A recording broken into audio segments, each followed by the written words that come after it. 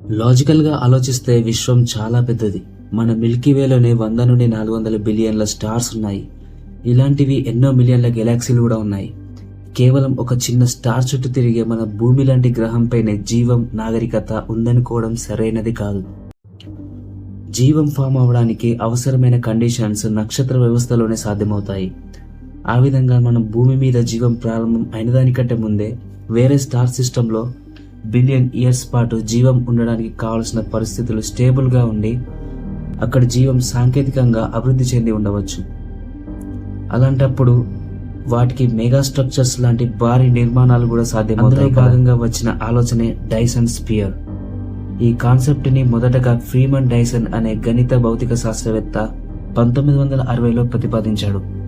దీని అర్థం ఏంటంటే సాంకేతికంగా అధికంగా అభివృద్ధి చెందిన నాగరికత, అడ్వాన్స్డ్ సివిలైజేషన్ అనేది తన నక్షత్రం నుండి వచ్చే శక్తినంతా ఉపయోగించడానికి ఒక భారీ నిర్మాణాన్ని తన సూర్యుని చుట్టూ నిర్మిస్తుంది.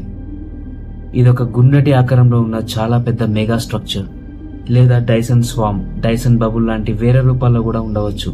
లేదా లక్షలాది శాటిలైట్స్ తన నక్షత్రం చుట్టూ ఆర్బిట్ చేస్తూ శక్తినంతా సేకరిస్తాయి. ఈ డైసన్ స్పియర్ లో ఆ ఏలియన్ సివిలైజేషన్ ఆ నక్షత్రం యొక్క మొత్తం శక్తిని వాడుకుంటారు.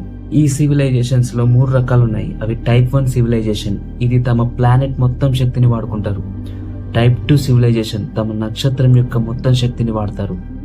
టైప్ 3 సివిలైజేషన్, తమ గెలాక్సీ యొక్క మొత్తం శక్తిని వినియోగిస్తారు.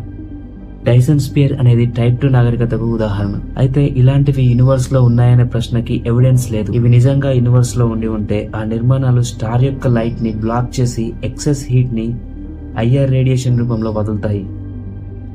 ఇలాంటివి మన ఆస్ట్రోనామర్స్ అన్యూజువల్ ఇన్ఫ్రారెడ్ సోర్సెస్ గా డైసన్ స్పియర్ ఆబ్జెక్ట్స్ గా మానిటర్ చేస్తారు.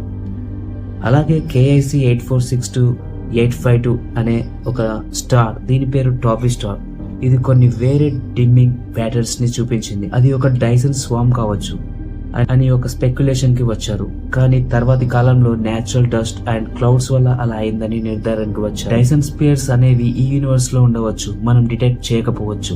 లేదా వారు స్టార్ ఎనర్జీని థెర్మల్ సిగ్నేచర్స్ గా మిగలకుండా క్లెవర్లీ డిసిపేట్ చేస్తుండవచ్చు. నిజంగా ఇవి సాధ్యమేనా?